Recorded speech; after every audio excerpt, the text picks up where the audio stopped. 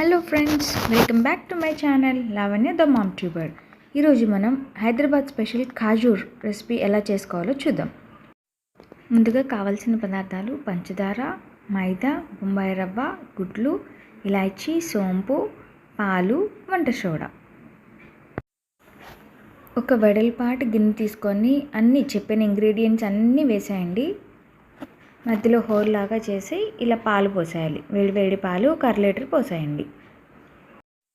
Sugar powder లాగా చేయొద్దండి, అలానే వేయాలి.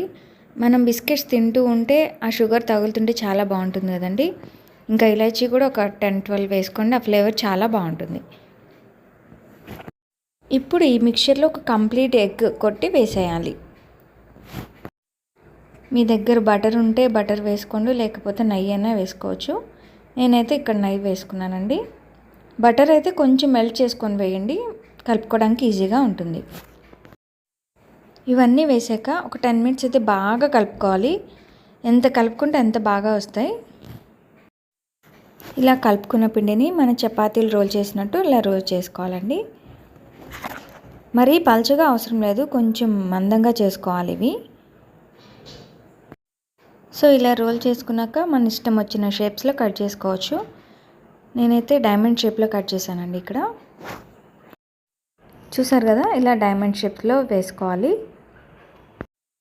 ఇలా కట్ చేసుకున్న పీసెస్కి మధ్యలో ఇలా ఘాటులాగా పెట్టుకోవాలండి.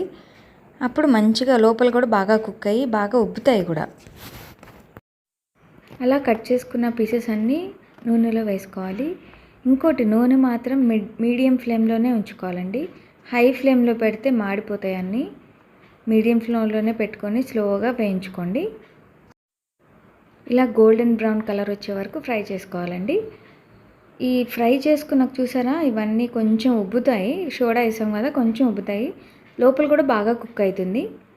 సో ఈ కలర్ రాగానే మనం తీసేసుకోవచ్చు. ఇంకా ఓకే, ఖాజూర్ ఇప్పుడు మనం ఇంట్లోనే ఈజీగా అలా చేసేసుకోవచ్చు.